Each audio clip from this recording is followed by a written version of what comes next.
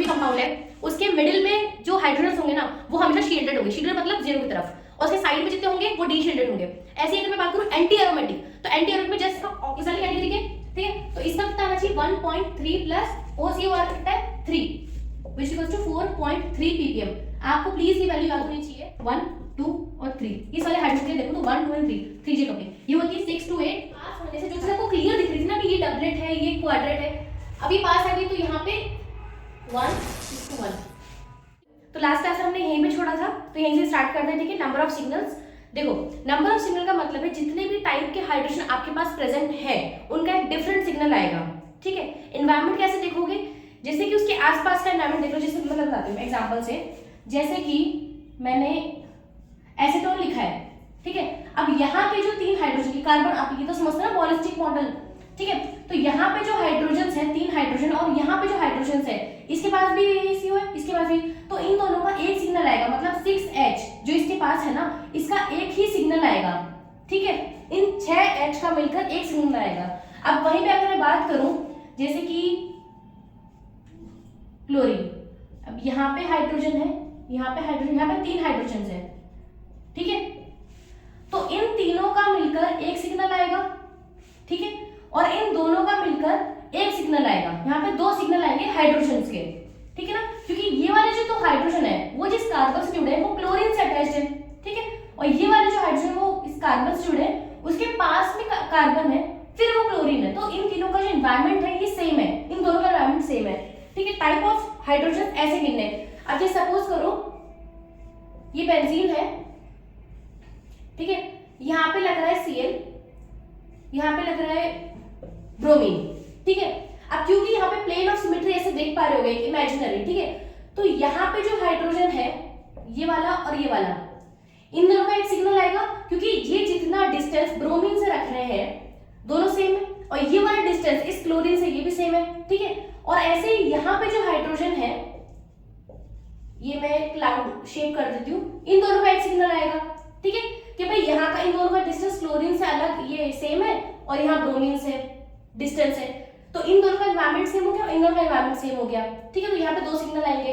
ऐसे ही जो मैं बात कर रही थी, अब जितने भी अपने साइक्लिक जो होते हैं, जैसे कि लास्ट टाइम मैं बता रही थी ये वाला,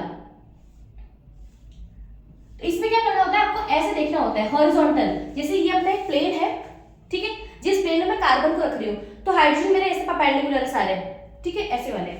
अब सपोज यहाँ पे क्लोरीन है और बाकी सब जगह हाइड्रोजन है, ठीक है, ये अपना हाइड्रोजन है, तो ये जो ऊपर वाला जो हाइड्रोजन होगा ये वाला और ये वाला, इनका एक सिग्नल आएगा, क्योंकि क्लोरीन के इक्वल डिस्टेंस पर है और दोनों ही ऊपर की तरफ है क्लोरीन के एटमॉस्फेयर में। ठीक है, ऐसे ही नीचे की तरफ ये जो हाइड्रोजन है इनका एक सिग्नल आएगा कि भाई यहाँ पे जो हाइड्रोजन है ये इसके एनवायरनमेंट में और इक्वल डिस्टेंस पर है, और यहाँ का जो हाइड्रोजन है ट्रायंगल कर देती हूँ, ठीक है, इसका इस क्लोरीन के एनवायरनमेंट की वजह से अलग आएगा सिग्नल। ठीक है, वैसे भी ये तो POS है, यहाँ पे बीच में से कट हो रहा है, तो वैसे भी इसका हाइड्रोजन का अलग आ रहा था, इसका अलग आएगा और इस उल्टे वाले ट्रायंगल का अलग आएगा।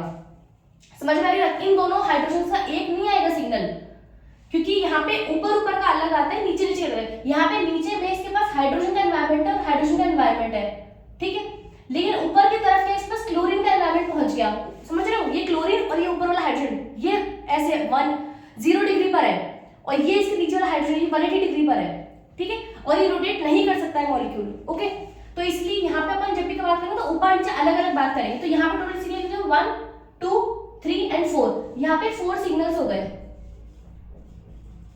आई होप आपको समझ में, क्योंकि क्वेश्चन सॉल्व करेंगे ना तो समझ पक्का सा आ जाएगा। ठीक है, यहाँ पे हो गया कि डिफरेंट हाइड्रोजन के डिफरेंट सिग्नल्स होते हैं। अब क्या होता है, सपोज करो मैंने बोला कि एक हाइड्रोजन है, ठीक है, जैसे कि अपना यहाँ पे CH3 है, तो CH3 के किसी भी मॉलिक्यूल में अगर मैं देखूंगी, भले से वो एसीटोन के अंदर हो या फिर अगर मैं यहाँ पे सपोज यहाँ पे CH3 कर दूं, ठीक है, एक ये वाला CH3 है, एक ये वाला CH3 है और एक CH3 मेरा ऐसे, ये अपना हाइड्रोजन मतलब मीथेन। ठीक है, क्या हर जगह पे जो CH3 जो ग्रुप होगा वो क्या सेम ही पोजीशन पे आएगा? नहीं, ग्राफ के अंदर इन सबका अलग अलग होता है, तभी तो पता पड़ेगा कि किस टाइप का अपने पास जो मिथाइल मॉलिक्यूल है किस टाइप के एनवायरनमेंट में प्रेजेंट है। एनवायरनमेंट तो पता करना है हमको। होता क्या है, इससे होता है अपफील्ड और डाउनफील्ड। क्या होता है, देखो अल्टीमेटली बात इतनी सी होती है, अपन ने मैग्नेट दिया था, ठीक है, एक मैग्नेटिक फील्ड उससे आई थी बी नॉट, ठीक है, और न्यूक्लियस की खुद से थी बी एन, ठीक है, बी एन कुछ भी ऊपर की तरफ भी हो सकती है, नीचे की तरफ भी हो सकती है, वो होती है due to movement of the nucleus on axis, ठीक है। अब ये तो हुआ बी नॉट, जो बी नॉट मेरा मैग्नेट से आ रहा है, ठीक है। एक मेरा न्यूक्लियस जनरेट कर रहा है बी एन, ये मेरा न्यूक्लियस है, ये बी एन मेरा मैग्नेटिक फील्ड जनरेट कर रहा है, ये ऊपर भी हो सकती है नीचे भी हो सकती है, मैंने कहा था कि स्पिन पे डिपेंड करती है, आइदर वो इस डायरेक्शन में घूमेगा या फिर इधर घूमेगा, ठीक है। अब क्योंकि एक न्यूक्लियस के पास इलेक्ट्रॉन भी होता है, इलेक्ट्रॉन भी चार्ज पार्टिकल है, वो भी घूम रहा है ना, ये भी लूप में घूम रहा है और ये सब कर रहा है, ठीक है। तो ये अपनी एक बी मैग्नेटिक फील्ड ये लगाता है, ठीक है, बीई बोल देती हूँ मैं इसको। अब क्या होता है, जितना ज्यादा इलेक्ट्रॉन न्यूक्लियस के पास होगा, सपोज ये ऊपर लगा रहा है तो ये मैग्नेटिक फील्ड ये नीचे लगाएगा, ठीक है, ये ऑपोजिट डायरेक्शन, ये पॉजिटिवली चार्ज है और इलेक्ट्रॉन सबका होता है नेगेटिवली होता है, ठीक है। अब क्या होता है, क्योंकि जो बी इफेक्टिव है, बी इफेक्टिव क्या हुआ कि जो बी नॉट मैंने जो दिया है ऊपर की डायरेक्शन में, B naught plus B N, ठीक है, अगर ये सेम डायरेक्शन में है तो B naught plus B N minus B electron, ठीक है, इलेक्ट्रॉन भी तो लगा रहा है और ये क्योंकि हमेशा ऑपोजिट डायरेक्शन में होते हैं, तो कहते क्या है बी इफेक्टिव कि जितना ज्यादा इलेक्ट्रॉन का जो मैग्नेटिक फील्ड है बढ़ेगा, मतलब जितना ज्यादा इलेक्ट्रॉन उस न्यूक्लियस को कवर रखेगा उतना ही ज्यादा वो हाइड्रोजन, वो जो प्रोटॉन है, वो मैग्नेटिक फील्ड उसकी कम हो जाएगी, इफेक्टिव मैग्नेटिक फील्ड, और इफेक्टिव मैग्नेटिक फील्ड कम होने का मतलब magnetic field directly proportional to delta value. Delta क्या है, इसकी पोजीशन ऑन स्केल डिफरेंस कर रही हूँ कि वो किस टाइप की मैग्नेटिक प्रेजेंट है, ठीक है। अगर कहीं पे मैं अगर किसी भी वजह से मैं इस हाइड्रोजन की इलेक्ट्रॉन डेंसिटी से खींच लूं, तो ओवरऑल जो मेरा जो मैग्नेटिक फील्ड होगा वो न्यूक्लियस की वजह से होगा, ठीक है। तो उसका जो पोजीशन है वो डी शील्डेड हो जाएगा, मतलब कि डाउनवर्ड चला जाएगा। स्केल होता है अपना 0 to 10, तो वो 10 की तरफ चला जाएगा, ठीक है। और जितना ही ज्यादा मैं उसको इलेक्ट्रॉन दूंगी किसी भी रीजन की वजह से, उसके एक्सटर्नल एनवायरनमेंट की वजह से, उतना ही वो 0 की तरफ आएगा, मतलब अप फील्ड, उसको बोलते हैं शील्डेड। तो ये डिफरेंस हो गया कि अगर मैं CH3 का मानती हूँ, ये मेरा CH3 का आना चाहिए था, सपोज करो ये मेरी पोजीशन है यहाँ पे 0, यहाँ पे 10, अगर किसी वजह से मैं इससे इलेक्ट्रॉन डेंसिटी खींच लूं, ठीक है, तो ये चला जाएगा इस तरफ, इसको बोलते हैं डी शील्डिंग और डाउन फील्ड। और अगर किसी वजह से इसको इलेक्ट्रॉन दे दूं तो ये चला जाएगा 0 की तरफ, ठीक है, इसको बोलते हैं शील्डिंग। तो डी शील्डिंग और शील्डिंग समझ में आ गया। अब यहां क्या होता है, देखो, अब सपोज करो मेरा कार्बन है, यहाँ पे हाइड्रोजन है, ठीक है। अगर कार्बन से इलेक्ट्रॉन डेंसिटी कोई ग्रुप खींचेगा, ये खींच रहा है, ठीक है, इलेक्ट्रॉन विड्रॉइंग ग्रुप, तो यहां से खींचेगा, मतलब ये इससे खींचेगा, ठीक बात है, इंडक्टिव इफेक्ट। तो यहाँ पे इन प्रोटॉन्स का इलेक्ट्रॉन डेंसिटी कम हो जाएगा, इलेक्ट्रॉन डेंसिटी डिक्रीजेस, ठीक है। इसकी वजह से डेल्टा वैल्यू मतलब पोजीशन जो है वो इंक्रीज, मतलब डी शील्डिंग, ठीक है। अभी जो लिखा सुनो, मैं बता रही हूँ। अब ये जो है ये अलग अलग वजह से होता है, ये हमेशा सिर्फ मैं इंडक्टिव इफेक्ट और मेसोमेरिक इफेक्ट की वजह से नहीं देखूंगी। जैसे सपोज करो ये मेसोमेरिक का भी एग्जांपल लेती हूँ, ये बेंजीन है, ठीक है, यहाँ पे मैंने लगा दिया OH ग्रुप, फिनॉल है, ठीक है, OH। अब ऑब्वियसली ये इलेक्ट्रॉन डेंसिटी देता है, ये सबने पढ़ा होगा ना, ये +m शो करता है, ठीक है। तो जो भी इलेक्ट्रॉन डेंसिटी ये जो मिल रही है, इलेक्ट्रॉन डेंसिटी इंक्रीज कर रही है बेंजीन के ऊपर, ठीक है। तो इसकी वजह से ये होता है शील्डेड। शील्डेड का मतलब इससे पता है क्या होगा, इस शील्डिंग डी शील्डिंग से ज्यादा फर्क नहीं आएगा, 2 से 3 ppm का फर्क आएगा लास्ट, मतलब मैक्सिमम 3 ppm, बाकी इतना ही फर्क आएगा, ज्यादा फर्क नहीं आएगा, ठीक है। यूनिक ये चीज एकदम बॉटम साइड पर और अप साइड चली, ऐसा कभी नहीं होगा, ठीक है। ऐसे ही अगर मैं लगा दूं नाइट्रो ग्रुप कैसा है, इलेक्ट्रॉन विथड्रॉइंग ग्रुप NO2, ठीक है। तो ये ऐसे खींचता है, ये जितने ज्यादा इलेक्ट्रॉन डेंसिटी खींचेगा तो ये हो जाएगा डी शील्डेड, क्योंकि इलेक्ट्रॉन डेंसिटी डिक्रीजेस, ठीक है। ओके, इतनी बात समझ में। ये होते हैं मेसोमेरिक इफेक्ट, ये है -m इफेक्ट, ये अपना होता है +m इफेक्ट, ये बता दिया है, ठीक है। अब इसकी एक दो तीन कंक्लूजन ये भी होते हैं, ये तो पता पड़ गया होगा कि एक सपोज करो ये है CH2 CHCl, एक सेकेंड H, पहले तो इसमें देखो नंबर ऑफ सिग्नल कितने हैं, इसका एक सिग्नल आएगा, अब इन दोनों का एक सिग्नल नहीं आएगा, क्यों? क्योंकि ये डबल बॉन्ड है, ये रिस्ट्रिक्टेड रोटेशन करता है, ठीक है। तो ये वाला जो हाइड्रोजन है इसका एनवायरनमेंट सिस है क्लोरीन से, और इसका ट्रांस है, ऑब्वियसली डिफरेंट है, डिफरेंट एनवायरनमेंट है, इसका एनवायरनमेंट इससे पड़ रहा है क्योंकि ये रोटेट तो नहीं करवा रहा है ना। अब सपोज करो मैं यहीं पे ये बोलती HCl और यहाँ पे 3 हाइड्रोजन है, अब ये रोटेट कर सकता है ना, सिंगल बॉन्ड है, तो इसलिए इन दोनों का एक आएगा और इन तीनों का एक आएगा सिग्नल। लेकिन यहाँ पे ऐसा नहीं, यहाँ पे इसके एनवायरनमेंट में ये है, इसके एनवायरनमेंट में ये है, तो यहाँ पे टोटल होंगे 3 सिग्नल, ठीक है। इतनी बात समझ में आई। दूसरी चीज, यहाँ पे जो डी शील्डिंग होगी, क्योंकि क्लोरीन अपना इंडक्टिव इफेक्ट शो करेगा, चलो क्लोरीन की जगह यहाँ पे लो, मैं आपको मेजर समझाती हूँ पहले तो, COCl, ठीक है, ये लेगा इधर, ये इधर लेगा, इलेक्ट्रॉन डेंसिटी इस पे इंक्रीज कर रही है, मैं ये हटा देती हूँ नहीं तो कंफ्यूजन हो जाएगा, सारे एरो बना दिए एक जगह पे, है ना। अब इलेक्ट्रॉन डेंसिटी इस वाले कार्बन पे इंक्रीज कर गई, इसका मतलब ये वाला जो हाइड्रोजन होगा इसका जो एक नॉर्मल स्टैंडर्ड जो वैल्यू होना चाहिए था, स्टैंडर्ड से इसका वैल्यू डेल्टा इंक्रीज करेगा, क्योंकि इलेक्ट्रॉन डेंसिटी इंक्रीज कर रही है, इलेक्ट्रॉन डेंसिटी मेसोमेरिक की वजह से यहाँ पे इंक्रीज कर रही है, इलेक्ट्रॉन डेंसिटी इंक्रीज करेगी तो इसे अपफील्ड जाएगा, अपफील्ड जाएगा तो delta value decrease, sorry okay, upfield है मतलब कि 0 की तरफ जा रहा है, अपफील्ड, ओके। यहाँ पे क्या है, इस कार्बन पे इलेक्ट्रॉन डेंसिटी डिक्रीज कर रही है, अब डिक्रीज, अब क्योंकि मैंने बोला कि इसका और इसका एक सिग्नल तो नहीं है, अलग अलग है, तो किसके साथ डिक्रीज, तो किसके साथ डिक्रीज करेगी, जो ट्रांस में है इस पर ज्यादा इफेक्ट पड़ता है, ठीक है, क्योंकि इसका कॉन्जुगेशन अच्छा होता है, तो इसकी जो डेल्टा वैल्यू है डेल्टा 1 इंक्रीज करेगा, यहाँ पे डेल्टा 2 ये भी इंक्रीज करेगा, क्योंकि कार्बन पे तो अल्टीमेटली इलेक्ट्रॉन डेंसिटी डिक्रीज हुई है, बट इतना नहीं, तो ओवरऑल पहले जो डेल्टा 1 और डेल्टा 2 इक्वल हो सकते थे अगर यहाँ पे हाइड्रोजन होता तो इन दोनों का एक सिग्नल होता, ठीक है, लेकिन यहाँ पे delta 1 would be greater than delta 2 due to trans, ठीक है। ये किसकी वजह से है, ट्रांस की वजह से, ट्रांस वाले का ज्यादा डेल्टा वैल्यू इंक्रीज और डिक्रीज होगा, यहीं पे अगर वो +m समथिंग शो कर रहा होता तो यहाँ पे ज्यादा डेल्टा वैल्यू डिक्रीज कर रहा होता क्योंकि इलेक्ट्रॉन डेंसिटी इंक्रीज कर रही होती, तो ट्रांसफर इफेक्ट पड़ता है, समझ में आ गया। और यहाँ पे जो है डाउनफील्ड जाएगा, ठीक है, इतनी बात समझ में आ गई, ओके। और हाँ, इनको मैं बोलती हूँ डायास्टीरियोटॉपिक, डायास्टीरियोटॉपिक हाइड्रोजन्स,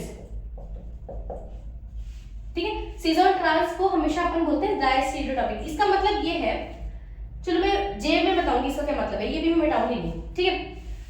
क्या बोलता है कि यहाँ पे जीओसी मत लगाओ, NMR, ठीक है, क्योंकि देखो रिजल्ट पहले आ चुके हैं, आपको समझना है कि आपको इससे कैसे याद करना है और कैसे आप इससे इंटरप्रेट कर पाओगे। रिजल्ट तो ऑलरेडी आपको इंस्ट्रूमेंट देता है, ठीक है, ग्राफ दे रहा है ना, आपको समझना कैसे है। तो उसने क्या बोला,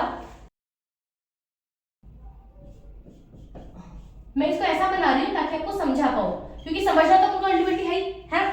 अब यहां से मैं इसको दे रही हूँ B0 अपनी मैग्नेटिक फील्ड, ठीक है। अब क्या होता है, क्योंकि ये जो दोनों हाइड्रोजन्स हैं ये अपनी खुद की मैग्नेटिक फील्ड बना रहे हैं, तो इनका जो डायरेक्शन होता है ऐसे होता है, यहां से निकल रहे हैं, ऐसे हो रहे हैं, अंदर जा रही है, और ये समथिंग इसके यहां ऐसे अंदर से निकल रही है, ऐसे यहां से हो रहा है, ठीक है। तो अगर आप अल्टीमेटली देखो, जो इस हाइड्रोजन है, इस हाइड्रोजन पे ये जो Bl है ना, ये मैग्नेटिक फील्ड डाउनवर्ड्स है, जबकि मैं इसको अपवर्ड्स, तो बी इफेक्टिव जो है वो मेरी कम हो रही है इन दोनों हाइड्रोजन के ऊपर, तो स्टैंडर्ड जो इनका होता, तो इसीलिए इसका डेल्टा वैल्यू आता है 2 ppm के अराउंड। अपन को ये वैल्यू कुछ याद करनी पड़ेगी, उसी से अपना आंसर आ पाएगा, ठीक है, ओके। इतनी बात समझ में। वैसे तो मैं क्या बोलती हूँ, यहाँ पे है सिंपल कार्बन, जैसे मीथेन कह लो, ओके, या फिर sp3 कार्बन, sp3, यहाँ पे CH2 sp2 और H C triple bond C sp, ठीक है। हाइब्रिडाइजेशन जैसे जैसे s कैरेक्टर बढ़ेगा, ठीक है, एक सेकेंड देखो, अब क्योंकि वैसे तो क्या होगा, जैसे जैसे s कैरेक्टर बढ़ता है कार्बन पे वो एसिडिक होता जाता है। s character direct proportional to acidity, मतलब कैसे बताऊं मैं आपको, इसके ये मैंने पढ़ा था केमिकल बॉन्डिंग के अंदर, ठीक है। जितना ज्यादा s कैरेक्टर बढ़ता है, s character increases direct theta increases, है ना, डायरेक्ट एसिडिटी मतलब इलेक्ट्रोनेगेटिविटी, हाँ इस टर्म में बताती हूँ, डायरेक्ट इलेक्ट्रो नेगेटिविटी, ये है S character, percentage S character, ठीक है। जितना ज्यादा एस कैरेक्टर बढ़ेगा उतना ही वो स्पीशीज, मतलब ये जो कार्बन है ना वो ज्यादा इलेक्ट्रोनेगेटिव होता जाएगा, और इलेक्ट्रोनेगेटिविटी से मतलब है वो हाइड्रोजन से इलेक्ट्रॉन डेंसिटी खींचेगा, ठीक है, खींचेगा तो उसको डाउनफील्ड कर देगा। हाइड्रोजन की इलेक्ट्रॉन जा रहा है, इलेक्ट्रॉन किसी भी वजह से जा रहा है, इट मींस कि वो डाउनफील्ड जाएगा, मतलब 10 की तरफ जाएगा। तो कहने को तो ऐसा होना चाहिए था कि डेल्टा वैल्यू इसकी सबसे ज्यादा होनी चाहिए थी, है ना, ऐसा कहना चाहिए था डेल्टा वैल्यू। बट ये तो मैंने कहा जीओसी से ऐसा हो रहा है, बट यहाँ पे जीओसी नहीं लगा, फील्ड इफेक्ट होता है। यहाँ पे क्या होता है कि नो डाउट CH4 की sp3 से sp2 की ज्यादा होती है डेल्टा वैल्यू, ठीक है। इसकी अराउंड मेरी 1.5 ppm तक तो खत्म हो जाती है, इसके बाद इसका नहीं आता है। बट इसकी जो है एक्चुअल में जो मैंने पाया वो ये है कि इसकी होती है 6.5 ppm, 4 to 6.5 ppm, जबकि इसकी होती है 2 ppm, ठीक है। और इसको समझाया फील्ड इफेक्ट ने, ठीक है, कि यहाँ पे जो डिफरेंस है तो ये ऐसा नहीं है, ये ऐसा है। इसीलिए इसका रीजन यहाँ पे क्या होता है कि जो हाइड्रोजन है ये ऑपोजिट डायरेक्शन में है, इसलिए इसका 2 ppm मतलब कम हो गया। इससे नो डाउट ज्यादा ही है, बट जितना होना अपन जो सोच रहे थे वैसा नहीं है, ये कम हो गया। और वैसे ही जब मैं इथीन का समझती हूँ, ठीक है, यहाँ पे मैं इथीन का कर लेती हूँ, तो मैं इसको ऐसे नहीं बनाती हूँ, ये ऐसे बनता है CH। देखो समझाने के अलग अलग तरीके हो सकते हैं, अल्टीमेटली आपको ये याद करना है, ठीक है, आपको वो देखना पड़ेगा। अब मैं इसको यहां से दे रही हूँ,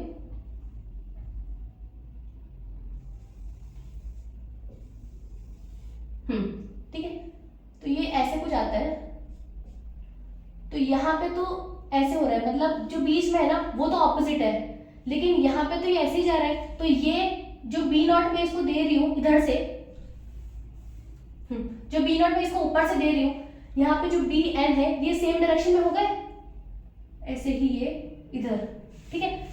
तो बीच के अंदर जो है एल्कीन के डबल बॉन्ड, तो यह इसको बोलते हैं कोन। अब यहाँ पे देखो, पहले तो चीज समझो, तो B0 और ये, तो B इफेक्टिव इंक्रीज कर गया, ये इंक्रीज कर गया, तो डेल्टा वैल्यू भी इंक्रीज, क्योंकि मैग्नेटिक फील्ड जितनी इफेक्टिवली इंक्रीज होगी उतना ही वो डाउनफील्ड जाएगा, है ना। तो इसका रिजल्ट समझ में आ गया कि इसका मेरा 4.4 से 6.5 इधर है, और इसका कम होने का रिजल्ट समझ में आ गया, ठीक है, 2 ppm।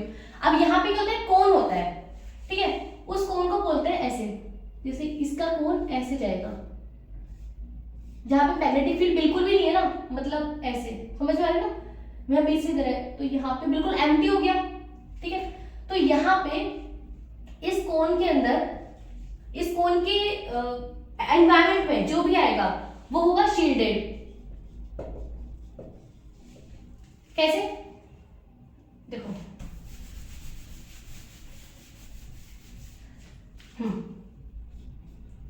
अब ये जो कोन है, देखो यहाँ पे तो जो भी इसके एनवायरनमेंट में आएगा वो होगा डीशील्डेड, क्योंकि हाइड्रोजन इसी के एनवायरनमेंट में है, मतलब यहाँ पे है, इसलिए वो डीशील्डेड। लेकिन इस अगर एल्कीन के परपेंडिकुलर कोई चीज है तो वो शील्डेड हो जाएगी। ऐसे जब मैं बेंजीन का बनाती हूँ, है ना, वैसे बेंजीन का आना चाहिए था 4 to 6.5 ppm, क्योंकि इसके भी सारे नंबर sp2 है ना, तो इनका आना तो इतना चित्रपट आता नहीं है। अब इसका क्यों, क्या रीजन है कि यहां से जब मैंने इसको मैग्नेटिक फील्ड दिया, ठीक है, तो इसके प्लेन के अंदर कुछ ऐसे ऐसे है ना, ये इधर गया ऐसे। अब क्योंकि हमें तो 3 है, रेजोनेंस एनर्जी भी है, तो इन सबका जो BN है ना वो इसके पैरेलल चला गया, तो B इफेक्टिव बढ़ गया, B इफेक्टिव ना डाउनफील्ड, डेल्टा बढ़ गया, डाउनफील्ड हो गया। तो अब इसका कितना आएगा बेंजीन का आता है अराउंड अपना 6 to 8 ppm, थोड़ा सा बढ़ गया, ठीक है। लेकिन क्योंकि यहाँ बीच के अंदर इसका ऑपोजिट डायरेक्शन पर है, देख पा रहे हो, ये जा रहा है इसका ऑपोजिट है, ठीक है। ऑपोजिट की वजह से यहाँ से जो परपेंडिकुलर निकलेगा इसका जो कोन, ये जो कोन निकल रहा है ना ऐसे, समझ रहे, जैसे ये बेंजीन है उसके साइड में कोई भी होगा ना तो इसके एनवायरमेंट की वजह से डीशील्डेड रह जाएगा, ठीक है। और लेकिन इसके ऊपर अगर बेंजीन के जस्ट ऊपर और नीचे इसके परपेंडिकुलर कोई चीज है तो वो शील्डेड जोन में चली जाएगी, इसके वजह से, एनवायरमेंट की वजह से। ये मैं और बताऊंगी क्वेश्चंस के, आप समझ जाओगे कैसे मैं कह रही हूँ, ठीक है। तो ये है अपना शील्डेड, इसको बोलते हैं कोन, कोन एंगल, ठीक है। इसके वजह से एक कंक्लूजन आता है, वो कंक्लूजन ये है, जब मैं साइक्लोहेक्सेन बनाती हूँ, एक्सियल और इक्विटोरियल सबको पता होगा, तो इस कोन की वजह से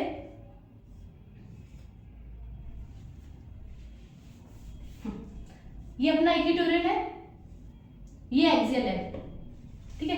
तो इक्विटोरियल का डेल्टा वैल्यू ज्यादा होता है एक्सियल से, ठीक है। वन बार टाइम याद रखना। देखो सबका कोन अलग अलग होता है, जैसे कि मैं क्या बताऊं, जैसे ये एरोमेटिक है, एरोमेटिक है ना, जब भी जो मिडिल वाला जो कोन होता है, मतलब एरोमेटिक कोई भी कंपाउंड है उसके मिडिल में जो हाइड्रोजन्स होंगे ना वो हमेशा शील्डेड होंगे, शील्डेड मतलब जीरो की तरफ, और उसके साइड में जितने होंगे वो डी शील्डेड होंगे। ऐसे अगर मैं बात करूं एंटी एरोमेटिक, तो एंटी एरोमेटिक में जस्ट इसका ऑपोजिट होता है। जैसे कि ये तो मेरा एरोमेटिक था, तो इसके बीच में जो भी होगा वो शील्डेड होगा, ठीक है, बीच में जो भी प्रोटॉन हो कुछ भी हो, ठीक है। अब यहाँ पे एक होता है एंटी एरोमेटिक, एंटी एरोमेटिक क्या है कैसे पता पड़ेगा, जैसे किसी का भी 4n पाई इलेक्ट्रॉन्स जिसके होते हैं वो होता है anti aromatic, anti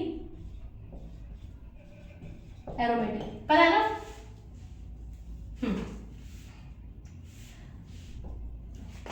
4n pi electrons, भाई कॉन्जुगेशन तो होना ही चाहिए, कॉन्जुगेशन होना चाहिए, है ना, प्लेनर वो होना चाहिए, प्लेनर। और थर्ड जो मेरा आता है 4n पाई इलेक्ट्रॉन, जिसके 8 हो गए 16 हो गए, ठीक है। तो ये 4n पाई जो इलेक्ट्रॉन्स होते हैं ये अपने एंटी एरोमेटिक होते हैं, और एंटी एरोमेटिक के लिए क्या होता है, जो बीच वाला जो कोन होता है, मतलब बीच के जो प्रोटॉन्स होते हैं वो डीशील्डेड हो जाते हैं और साइड वाले शील्डेड हो जाते हैं, ठीक है। एंटी एरोमेटिक के अंदर क्या होगा, इसका कंक्लूजन, जो मिडिल के जो होंगे ना, मिडिल के प्रोटॉन्स वो होंगे डीशील्डेड, है ना। और अगर एरोमेटिक होगा मतलब यहीं पे होगा अगर 4n पाई प्लस 2 इलेक्ट्रॉन, ठीक है, तो ये हो गया एरोमेटिक। तो इसका ये है कि मिडिल के जो प्रोटॉन्स होंगे वो होंगे शील्डेड, और अगर नॉन एरोमेटिक होगा तो कि भाई वो प्लेनर ही नहीं है, कुछ भी नहीं है, तो फिर नॉर्मल, ये जो अपन चलाएंगे ना ये वाला कि कॉन्जुगेशन है बट वो प्लेनर नहीं है, तो अपना 4 to 6.5 ये नॉन एरोमेटिक होता है। Non aromatic simple, non aromatic मतलब सिंपल, इसमें कुछ भी अपन नहीं देख पा रहे हैं, तो इसका सिंपल जो होना चाहिए, ठीक है। तो नेक्स्ट है अपना पोजीशन। अब पोजीशन के लिए आपको 2-3 चीजें हैं। अब ये है अपना कार्बन, 0 डिग्री कार्बन, ठीक है। 0 डिग्री का मतलब क्या हुआ, इसके पास सिंपल हाइड्रोजन से सारे हैं, ठीक है, मीथेन है, ये है 0 डिग्री। 1 डिग्री मतलब ये कार्बन किसी एक कार्बन से अटैच्ड है। अब मैं हाइड्रोजन नहीं बना रही हूँ, मैं 1 डिग्री की बात कर रही हूँ, ठीक है ना। ऐसे ही 2nd डिग्री और टर्जी, टर्जी का मतलब ये जो कार्बन है 3 कार्बन से जुड़ा हुआ है और इसके वजह से एक हाइड्रोजन, तो मैं इस हाइड्रोजन की बात कर रही हूँ, ठीक है, मिडिल वाले की। ये है 3 डिग्री, ठीक है। तो जैसे जैसे मैं इनका एनवायरनमेंट बढ़ाती चली जाऊँ, अब आप इसे प्लस आई इफेक्ट मत सोचो कि ये जो कार्बन है ये इसको इलेक्ट्रॉन दे रहा है, इसमें इलेक्ट्रॉन डेंसिटी बढ़ रही है, जीओसी मत लगाओ कि इलेक्ट्रॉन डेंसिटी बढ़ रही है तो आप फील्ड हो रहा है, ऐसा नहीं, ठीक है। इस पे लगता है फील्ड इफेक्ट, इन सब पे, इस पूरी एनएमआर पे फील्ड इफेक्ट की बात कर रहे हैं अपन। फील्ड इफेक्ट कहता है कि जैसे जैसे इलेक्ट्रॉन क्लाउड पास वाले पे बढ़ रहा है वैसे वैसे रिपल्शन हो रहा है, रिपल्शन, और उतना ही ज्यादा डेल्टा वैल्यू इंक्रीज कर रहा है, मतलब डीशील्डेड, ठीक है, मतलब 10 की तरफ जा रहा है वो, ठीक है। तो यहीं पे अगर मैं बात करूं डबल बॉन्ड ट्रिपल बॉन्ड वाली, तो यहाँ पे sp3, भाई ये सारे sp3 है ना। sp3 का मतलब क्या हुआ, ये जो कार्बन है इसके सिग्मा बॉन्ड 1 2 3 4 फॉर्मूला sp3, सारे sp3 है, ठीक है। तो sp3 sp2 और sp मतलब c triple bond CH, sp2 c double bond ये वाला, और भी कोई सा भी ले लो मतलब, ठीक है, टर्ज ले लो, कार्बन 3 कार्बन से जुड़ा हुआ है H, ठीक है।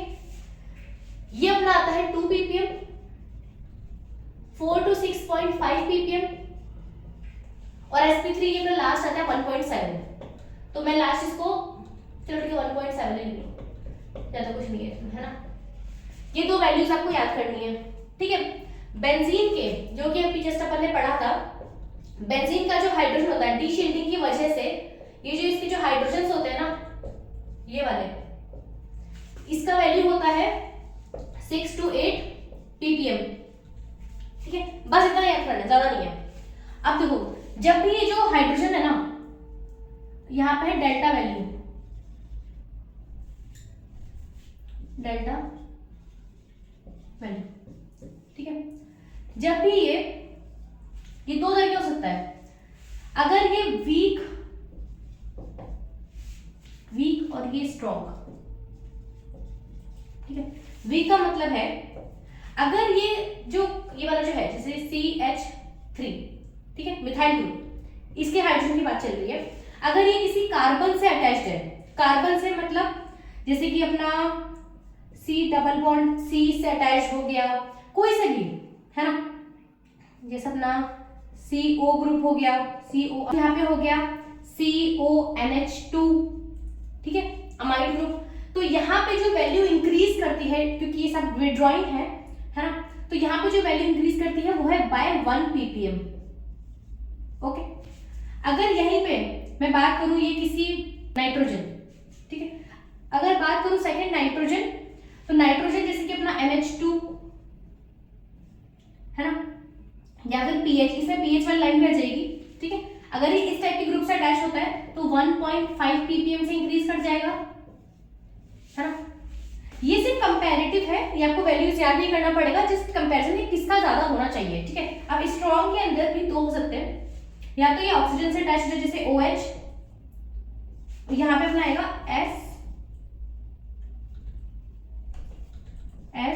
SCOR, ठीक है।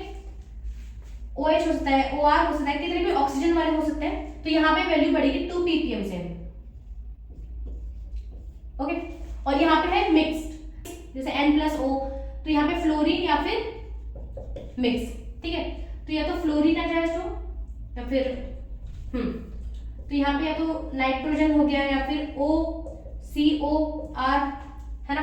इस टाइप से जो रेजोनेट ज्यादा करते हैं ना, यहाँ पे F हो गया, तो यहाँ पे वैल्यू इंक्रीज करेगी बाय 3 ppm। इनका रिजल्ट तो इसकी होगी 0.9 ppm, ठीक है। एक कार्बन इससे अटैच्ड है तो इसकी होगी 1.3 ppm। इस वाले हाइड्रोजन की बात चल रही है, ठीक है। और अगर ऐसे ही इससे ज्यादा है, सेकेंडरी है कोई, तो यहाँ पे होगी 1.7 ppm, ठीक है। कोई टर्शरी है तो उसकी 1.9 ppm। इस हाइड्रोजन की बात चल रही है, तो 1.9 ppm, ठीक है। अब यहां से आपको दो वैल्यूज और याद करनी है, वो है एक ये वाली COR, और सपोज यहाँ पे है इथॉक्सी, इथॉक्सी जो मैंने भी लगाया था, इसका मतलब है CH2 CH3। अब क्योंकि ये जो दो हाइड्रोजन है इस वाली कैटेगरी के, ठीक है, तो इसका कितना आना चाहिए 1.3 प्लस OCOR कितना है 3, which equals to 4.3 ppm।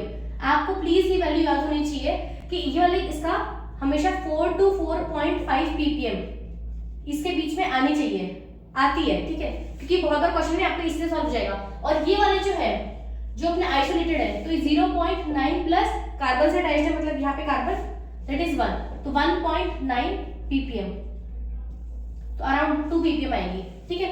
खैर इसे छोड़ो, मेन मुझे इसका बताना था। एक और आपको वैल्यू याद करनी है, वो है इसकी कि अगर कोई CO से अटैच्ड है, यहाँ पे जो कार्बन है, यहाँ पे O, यहाँ पे R, ठीक है, इन दोनों में डिफरेंस बता दूं, ठीक है। अगर ये वाला है तो ये कितना होगा 0.9 प्लस COR, ये वाला है 1, अराउंड 1.9 मतलब अराउंड 2 ppm इसकी आएगी। एक और, अगर अपना OCH3 आ गया ये वाला, तो इसकी कितनी आएगी, इसकी कितनी है 0.9 प्लस, अब क्योंकि ऑक्सीजन से अटैच्ड है, ऑक्सीजन मतलब इधर, तो 2 मतलब अराउंड 3 ppm, ठीक है। तो ऐसे आप कंपैरेटिव कर लोगे, इतना हो गया। और जितने भी अपने होते हैं एल्डिहाइड या अल्कोहल, इन सब का कोई याद करने की जरूरत नहीं है, वो हमेशा वेरी करता रहता है। एक और चीज जो इसमें है, ये तो हो गया पूरा डेल्टा वैल्यू का कि कैसे आपको याद करना है। अब क्या होता है, पहले स्प्लिटिंग सीखते हैं। सपोज करो मेरा CH3Cl, ठीक है, इसका एक सिग्नल आएगा, एक सिग्नल कैसा आएगा, ये मेरा ग्राफ है, यहाँ पे 0 है, समथिंग 1, अब क्योंकि ये 0.9 ppm और फिर थोड़ी सी डी शील्डिंग है तो हाँ अराउंड 1 और 2, तो अराउंड 2 के आसपास इसका एक सिग्नल ऐसे आ जाएगा, ठीक है। इस सिग्नल का इंटेंसिटी, अब क्योंकि हम यहाँ पे लेते हैं TMS, ये अपना TMS का सिग्नल, बहुत लड़खड़ाता है बनाता हुआ, ठीक है, ये है मेरा क्या TMS इसलिए लेते हैं, कार्बन ये है सिलिकॉन टेट्रामिथाइल, यहाँ पे CH3 और CH3, ठीक है, ये इंस्ट्रूमेंट को अपना होता है, क्या है, क्योंकि सिलिकॉन एक मेटल है, तो ये रहता है क्या, पॉजिटिव, ठीक है, तो इलेक्ट्रॉन डेंसिटी ये इनको देगा, अब इनको देगा तो इन पे इलेक्ट्रॉन डेंसिटी बहुत बढ़ जाएगी, इस मेटल की वजह से इलेक्ट्रॉन डेंसिटी अगर बढ़ गई है तो ये बहुत अपफील्ड होगा, अपफील्ड मतलब 0 की तरफ होगा, है ना, अब 0 की तरफ होगा, और क्योंकि ये 12 हाइड्रोजन का एनवायरनमेंट सेम है तो 12H का एक ही सिग्नल आएगा, तो ये एक सिग्नल ऐसा आता है, ठीक है, इसको मैं बोलती हूँ 0, फिर इसके रिलेटिव से अपन बाकी चीजें करते हैं, तो ये सिग्नल है 3H का, अब क्योंकि ये 12H का है, ये 3H का, क्योंकि 3H एक जैसे है ना, तो ये होती है इंटेंसिटी, ठीक है, इसका 3H का सिग्नल इतना है, 12H का इतना है, ठीक है, जैसे अगर मैं ये बात करूं, हाँ अब ये तो हो गया इंटेंसिटी, ओके। नेक्स्ट अपना आता है क्या, स्प्लिटिंग। स्प्लिटिंग का मतलब मेरा ये है कि जैसे ये CH3 CH2 Cl, ठीक, इन दो का एक सिग्नल आएगा, कितना आएगा, अराउंड 1.3 जो कि स्टैंडर्ड है, प्लस सपोज इसका अगर मैं 1 भी मानती हूँ तो अराउंड 2.3 ppm, वैसे तो इसका ज्यादा ही होगा बट 2.5 मान लेते हैं, ठीक है, 2.5 ppm पे इसका एक सिग्नल आना चाहिए। ऐसे ही इस वाले का कितना आना चाहिए, 0.9, क्योंकि ये एक ही कार्बन से अटैच है, आपने अभी देखा ना स्टैंडर्ड वाला, प्लस कार्बन से अटैच है, इसका आएगा 1, यहाँ पे कर लो 1.5, 2.8, है ना, अब ये आएगा 1.9 मतलब अराउंड 2 ppm, क्योंकि एक से इंक्रीज कर रहा है, ठीक है। अब यहाँ पे इस 3H का 1.9 अराउंड 2 के आसपास ये 3H का सिग्नल है, और यहाँ पे 2.8, यहाँ पे 3 है, अराउंड 2.8, ये 3H का है तो 2H, ठीक है, थोड़ा छोटा, ये है 2H का एक सिग्नल, बट ऐसा होता नहीं है क्योंकि यहाँ पे होती है स्प्लिटिंग, एक ही सिग्नल स्प्लिट कर जाता है दूसरे के एनवायरनमेंट की वजह से। यहाँ पे जो 3 जो हाइड्रोजन है ना वो इसकी वजह से स्प्लिट कर जाएंगे। अब स्प्लिट कैसे होते हैं, 2Ni+1 के हिसाब से, ठीक है, N क्या है, नंबर ऑफ न्यूक्लियाई टू ये वाला कि इसके पास वाले के पास कितने न्यूक्लियस है, मतलब कितने प्रोटॉन्स है, 2, N=2 हियर, H2 ये ना 2, I वैल्यू हाइड्रोजन के लिए कितनी होती है, हाफ होती है, तो हाफ, ठीक है, तो जब मैं इसको रखूंगी तो 2 × हाफ +1 हो गया =3, तो ट्रिपलेट, ठीक है, इस 3 हाइड्रोजन का इसकी वजह से आएगा ट्रिपलेट, ठीक है। अब ट्रिपलेट आएगा तो ये ऐसा तो दिखेगा नहीं, तो ये कुछ 1:2:1 में आता है, ठीक है, ऐसा आता है ट्रिपलेट, ओके। ये है 3H का, जो पहले सिंगल था अब ये ऐसा बट गया ऐसा, ठीक है। ऐसे ही 2H का जो है इसकी वजह से स्प्लिटिंग होगा, कितना होगा, 2Ni+1, अब देखो I क्योंकि हाफ है तो यहाँ पे हाफ से हाफ कट गया, तो n+1 स्प्लिटिंग होती है, n+1, तो 3+1 = 4, तो क्वाड्रेट। अब क्वाड्रेट है तो ये S तो नहीं दिख रहा होगा, तो ये कैसे दिखता है, 1:3:3:1, ठीक है, ये अपना 2H का। याद रहेगी इसकी हाइट इससे ज्यादा ही होगी, और एक और चीज, जैसे जैसे ये स्प्लिट होता जाएगा, हाइट कम हो रही है, एरिया बढ़ रहा है, तो ओवरऑल इसकी हाइट कम हो जाएगी। जैसे अगर मैं यहीं पे अगर इसका सिंगल बना रही होती ना, तो इसका अगर सपोज 2H का ये है सिंगलेट, तो इसका क्वाड्रेट का जो हाइट ना वो कम हो जाएगा, 2H वाला, इसी 2H का बता रही हूँ, ठीक है, इसकी हाइट कम हो जाएगी, एरिया बढ़ गया ना इसलिए, ठीक है। तो ऐसे तो ये स्प्लिट होता है। अब आपको याद कैसे करना है, देखो सबसे पहले मैं इंटेंसिटी बताती हूँ कि इंटेंसिटी आप किस हिसाब से याद रखते हो, ये बता दो। कैसे बताऊंगी, जैसे 1:1 है, ठीक है, एक एक जीरो छोड़ दो, 1 2:1, ये है ट्रिपलेट। ओके, अब इसमें भी जीरो छोड़ो दोनों तरफ, तो ऐसे दो में पेयर बनाओ, ठीक है। तो 1:3 ऐड करते जाओ, 3:1, ये हो गया क्वाड्रेट, ठीक है। वैसे जीरो छोड़ो, फिर ऐसे पेयर बनाओ, ठीक है। फिर यहाँ पे 5 लाइन्स आएंगी, उनका इंटेंसिटी कैसे होगा, 1 3 + 1 4 6 4:1, ठीक है। ऐसे आप जोड़ते चले जाओगे। अब मैंने एक एक ही जीरो क्यों जोड़ा, क्योंकि यहाँ पे i = ½ है, ठीक है। अब जब मैंने इसको यहाँ पे 2ni + 1 में हाफ रखूंगी और मैं एक हाइड्रोजन की बात कर रही हूँ, n = 1, तो मेरे पास 2 लाइन्स आनी चाहिए, है ना, 2 लाइन्स ऑफ इक्वल, ये डबलेट है, ठीक है। ऐसे अगर सपोज करो मेरा i = 1 होता, जैसे ड्यूटेरियम, ठीक है, तो ड्यूटेरियम के लिए 2ni + 1, तो ये मेरा होता 3 ट्रिपलेट। ट्रिपलेट की इंटेंसिटी क्या होती, 1:1:1, क्योंकि मैं एक ही न्यूक्लियर की बात कर रही हूँ, ठीक है, स्टार्टिंग में ऐसे। तो अब यहाँ पे 3 लाइन्स आ रही है एक बार में, तो यहाँ पे मैं 2 2 जीरो करके ऐड करूंगी, जो इसके आगे की इंटेंसिटी रेशियोज होंगे ना उसमें। हालांकि तो डी पे मत जाओ, पड़ोसी होगा ना, जैसे कि CH3 CH2 Cl, तो अब इसका पड़ोसी क्या है, 2, तो n + 1, तो ये होगा ट्रिपलेट, और इसका होगा क्योंकि 3 है यहाँ पे, तो n + 1, तो 3 + 1 क्वाड्रेट, तो क्वाड्रेट, क्योंकि आसपास के जो इलेक्ट्रॉन्स हैं वो भी तो इफेक्ट करेंगे ना मैग्नेटिक फील्ड को, इसलिए पास वाले का हमेशा उसकी वजह से स्प्लिटिंग आती है, ठीक है। अब ऐसे ही स्प्लिटिंग अपनी होती है। अब देखो ये बहुत दूर तक नहीं जाएगी, ऐसा नहीं कि आप बहुत दूर वाला देख रहे हो, इसकी वजह से अपने यहाँ पे कपलिंग कांस्टेंट, ठीक है।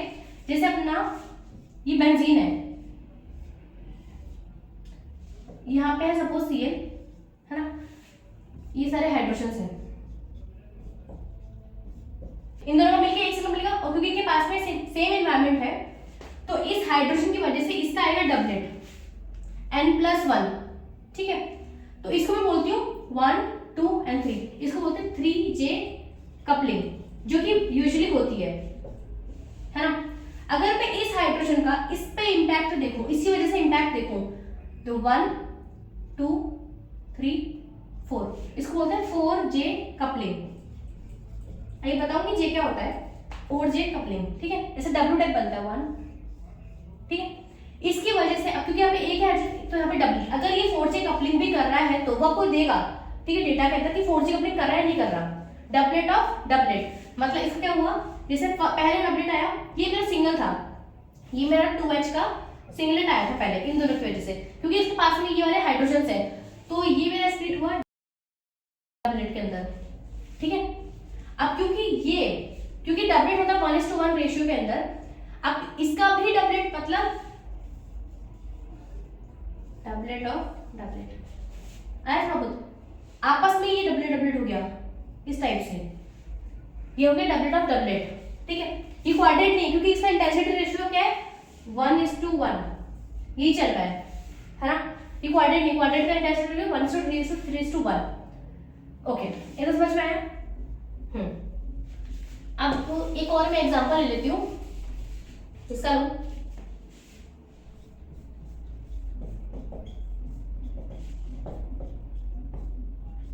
लो ये जो हाइड्रोजन है, ठीक है, इसका 3 सिग्नल आएंगे, बता चुकी हूँ मैं, डायरेक्ट स्टीरियोटॉपिक है, इसकी वजह से इसका डबलेट आएगा, मतलब इन दोनों का आपस की वजह से डबलेट आएगा, ओके, ये सेम है। अब इसकी वजह से इसका देखो n + 1 m + 1, दोनों अलग अलग टाइप के हाइड्रोजन है, एक बार इससे करेगा तो इससे करेगा तो 1 + 1 2 2 1 + 1 2 क्वाड्रेट, ठीक है। ये फॉर्मूला होता है स्प्लिटिंग का, स्प्लिटिंग = n + 1, कि अगर एक टाइप के हैं तो, बट क्योंकि यहाँ पे दो अलग अलग टाइप के हाइड्रोजन, तो इस वाले के लिए n + 1, मतलब इसका n + 1 × m + 1 4, और इसी का मैं कैसे करूंगी, जब इससे ये करेगा तो डबलेट बनाएगा पहले, और ये डबलेट भी स्प्लिट कर जाएगा इसकी वजह से डबलेट में। तो ये मेरा मतलब लाइन देखो 1 2 3 और 4, तो ये पता है ना क्वाड्रेट, ठीक है। Formula graph doublet of doublet symbol, ठीक है। तो समझ में आ गया। अगर सपोज मैं इसी में एक और एग्जांपल ले लूं, CH3, ठीक है। इसकी वजह से इसका आएगा डबलेट, क्योंकि एक हाइड्रोजन। अब यहाँ पे इस डबलेट का क्योंकि हमें 3 हाइड्रोजन, यहाँ पे क्वाड्रेट, तो डबलेट ऑफ क्वाड्रेट, ठीक है। फॉर्म अब यहाँ पे m प्लस 2, इसकी वजह से यहाँ पे m प्लस 1 मतलब 3 प्लस 1, सॉरी m प्लस 1 मतलब 3 प्लस 1 4, टोटल 8 लाइंस, ठीक है। ऑक्टेट, ये हो गया ऑक्टेट। दिखा कैसे, जैसे डबलेट बना। अब डबलेट का इसका 4 टाइम्स, मतलब एक ही पहले एक सिग्नल 4 में डिवाइड होगा 3:1, 1:3:3:1, टोटल कितनी 8 लाइंस। इसको बोलते हैं मल्टीप्लेट, मल्टीप्लेट, ठीक है। ग्राफ के अंदर आई होप कि समझ में आ गया होगा। बाकी क्वेश्चन करेंगे आपको बहुत इजी लगेगा, ठीक है। स्प्लिटिंग हो गई। अब बचा है कपलिंग कांस्टेंट जे। क्या होती है, अब देखो इन दो के बीच का जो गैप होता है ना, भले वो इस दोनों के बीच का हो या फिर इन दोनों के बीच का, इसको बोलते हैं जे, कपलिंग कांस्टेंट, ठीक है। ये हमेशा कांस्टेंट रहता है। कपलिंग कांस्टेंट होता है हर्ट्ज के अंदर, है ना। और ये जो ये सब चल रहा होता है पीपीएम के अंदर, पीपीएम पार्ट्स पर मिलियन, ठीक है। क्या होता है कि जैसे अपना इंस्ट्रूमेंट है वो किसी फ्रीक्वेंसी पे वर्क कर रहा है, ओके। अब मेरा यहाँ पे जो सिग्नल आना है, ठीक है, अब सिग्नल होगा हर्ट्ज में, तो सबसे पहले तो डेल्टा वैल्यू को निकालने का ये होता है कि हर्ट्ज का जो आपका वैल्यू है, सिग्नल का जो भी वैल्यू है, यहाँ पे ऑपरेटिंग फ्रीक्वेंसी इन मेगाहर्ट्ज, ये है इंस्ट्रूमेंट की, ठीक है। जब अपन इसे डिवाइड करते हैं, ठीक है, जब अपन ये करते हैं तो यहाँ पे 0 to 10 के अंदर एक वैल्यू आती है, डेल्टा वैल्यू, जो कि हर इंस्ट्रूमेंट के लिए कांस्टेंट रहती है, हर इंस्ट्रूमेंट, ठीक है। अगर मैंने बोला कि 1 ppm पे इसका सिग्नल आ रहा है, अगर यहाँ पे कोई इंस्ट्रूमेंट होगा वो किसी और फ्रीक्वेंसी पे काम कर रहा है, किसी और मैग्नेट, कितना स्ट्रांग है मैग्नेट उतना मैग्नेटिक फील्ड होगा, ठीक है, वो किसी और मैग्नेट पे काम कर रहा है, तो उसकी ओवरऑल जो फ्रीक्वेंसी होगी उस इंस्ट्रूमेंट की अलग होगी, लेकिन स्टिल वो 1 ppm पे ही आएगा, ठीक है। इंस्ट्रूमेंट की फ्रीक्वेंसी चेंज करने से फर्क पड़ता है ऑर्डर ऑफ द स्पेक्ट्रा पर, अभी बताऊंगी इसका क्या मतलब है, लेकिन डेल्टा वैल्यू हमेशा कांस्टेंट रहती है, ठीक है, कांस्टेंट। हर इंस्ट्रूमेंट के लिए डेल्टा वैल्यू कांस्टेंट रहती है, ठीक है। मैंने बोला 2 ppm तो 2 ppm ही रहेगा वो, ठीक है, ओके। सेकंड चीज, ये जे वैल्यू कांस्टेंट रहती है। एक मेजरमेंट होता है, वो होता है कार्पलस इक्वेशन, कि ये पता करने के लिए कि कौन कौन से दो हाइड्रोजन्स एक दूसरे के एनवायरनमेंट पे इंपैक्ट डाल रहे हैं, ठीक है। इसका मिक्स होता है। अब देखो एक होती है 1J कपलिंग, जो कि आपको नहीं पढ़नी है, ठीक है। एक होती है 2J कपलिंग। 2J का मतलब क्या हुआ, एक ही हाइड्रोजन है, देखो 1 और 2, ठीक है, तो इसकी वजह से इन दोनों का आपस में, इसको बोलते हैं 2J कपलिंग। ये अराउंड होती है 2 से 4 हर्ट्ज के अंदर, ये है J वैल्यू, ठीक है। 3J कपलिंग ये कब देखोगे, जब डायल स्टीरियोटाइप होगा, ठीक है। एक होती है 3J कपलिंग, जैसे कि ये अपन यूजुअली देखते हैं,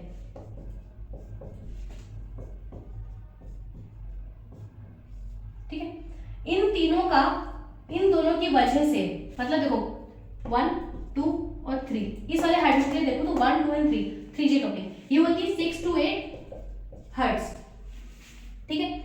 अब एक आता है डबल बॉन्ड के अंदर, जो याद करना है, यहाँ पे है H C, क्योंकि ये दोनों सिज हैं, ठीक है, तो इनका जो J वैल्यू होगा वो होगा 10 to 12 हर्ट्ज, ये है सिज, ठीक है। और इसका क्योंकि ये दोनों ट्रांस हैं, ये है ट्रांस, तो 16 to 18 हर्ट्ज, ये है ट्रांस, ओके। ये J वैल्यूज हैं, है ना। और कार्पलस इक्वेशन क्या होती है, is equals to J value, है ना। कार्पलस इक्वेशन क्या बोलती है कि ऐसा कुछ 16 18 16 90, यहाँ पे एंगल्स है 0 डिग्री 180 डिग्री, ये ऐसे होता है कि अगर एंगल ये जो थीटा है ना, थीटा मतलब डायहेड्रल एंगल, ठीक है, जैसे इन दोनों के बीच में कितना एंगल है 180 डिग्री, भाई ये इधर है ये इधर है ना 180 डिग्री, तो अगर 90 टू 180 डिग्री है तो ये अपना होगा 18, ये है जे वैल्यूज, ठीक है, और अगर 0 टू 90 डिग्री है तो ये मैक्सिमम 16 होगा और कम हो जाएगा, तो ये है कार्पलस इक्वेशन, कार्पलस इक्वेशन कि अगर 90 से 180 है तो जैसे जैसे थीटा वैल्यू इंक्रीज करेगा मेरा जे वैल्यू इंक्रीज करेगा, ओके, ठीक है। आपको मैक्स टू मैक्स 3J तक जाना है, 4J सिर्फ और सिर्फ अपना एरोमेटिक कंपाउंड्स के अंदर होगा, क्योंकि यहाँ के जो हाइड्रोजन्स हैं ये वाले और ये वाला, इसकी बात करें 4J, यहाँ तक तो ये 3J था 1 2 एंड 3, ठीक है, ये तो होगा, बट 4J कब होगा जब अपना एरोमेटिक, क्योंकि यहाँ पे जो हाइड्रोजन्स है डबल बॉन्ड के वैसे ही बहुत पास है तो ये इस पे इंपैक्ट डालते हैं, बट इसका जो कपलिंग होगा वो 2 to 4 हर्ट्ज इतना ही होगा, ठीक है, सॉरी यहाँ पे 4J का क्या नहीं, 4J का भी इतना ही होता है, 4J कपलिंग भी अराउंड 2 से 4 हर्ट्ज, बस इतनी आती है, जाती है, ठीक है। ऑर्डर ऑफ स्पेक्ट्रा का क्या मतलब है कि जैसे सपोज ये मेरा है 0 to 10, ठीक है, यहाँ पे आना था क्वाड्रेट 1:2 3:2 3:1, ठीक है, ओके, ये वाले कांस्टेंट रहते हैं जे वैल्यूज। अब क्योंकि क्वाड्रेट बन गया, अब देखो यहाँ पे है अलग अलग से जा रहे हैं, तो डेल्टा 1 डेल्टा 2 डेल्टा 3 डेल्टा 4, तो एक्यूरेटली अगर इसका मैं डेल्टा निकालूं तो ये इसका आना चाहिए मीन मतलब delta 1 plus delta 2 plus delta 3 plus delta 4 divided by 4, ऐसे डबलेट होता है दोनों का एवरेज, ठीक है, तो मीन वैल्यू समथिंग यहाँ पे आती है, ये है मेरा एक्चुअल डेल्टा, ठीक है, ये अगर आपको क्वेश्चन फॉर्म, ये अगर आपको न्यूमेरिकल में होता है तो वो यहाँ पे अपना इसकी वजह से निकालते हैं। अब सपोज इसी के साइड में एक है डबलेट,